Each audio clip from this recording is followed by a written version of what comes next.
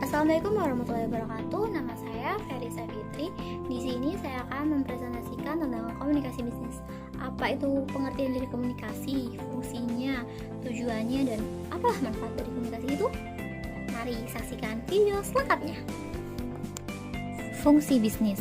Pertama, fungsi produksi, yaitu menghasilkan barang atau jasa. Jadi, kebutuhan akan barang dan jasa akan terus terpenuhi bila usaha terus berproduksi. Yang kedua, fungsi distribusi, yaitu mendistribusikan barang atau jasa ke lokasi terdekat. Jadi, barang disalurkan ke masyarakat agar barang tersebut dapat dijangkau oleh konsumennya.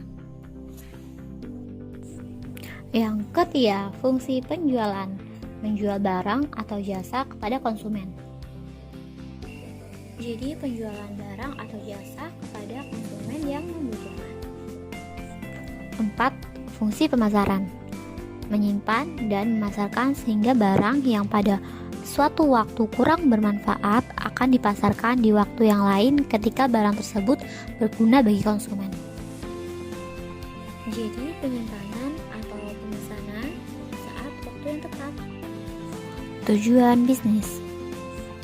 Pertama, menyediakan barang dan jasa yang dibutuhkan masyarakat. Barang atau jasa yang dibutuhkan tersedia. Kedua, meningkatkan kesejahteraan pemilik bisnis dan orang-orang yang terlibat di dalamnya. Pemilik dan orang-orang yang terlibat memperoleh penghasilan dari usaha yang berjalan.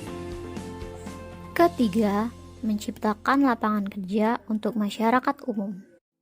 Perusahaan membutuhkan karyawan atau pekerja sehingga dapat mengurangi pengangguran. Keempat, meningkatkan pertumbuhan ekonomi masyarakat secara umum.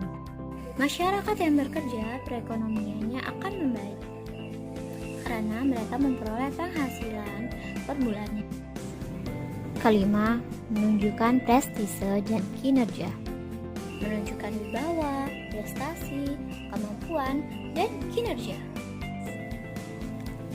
Keenam, menunjukkan eksistensi sebuah perusahaan dalam jangka panjang. Menimbulkan kepercayaan konsumen akan produk dan merek perusahaan tersebut. Konsep bisnis. Pertama, strategi inti. Visi dan misi bisnis meliputi hal yang diharapkan dari bisnis yang bersifat ideal.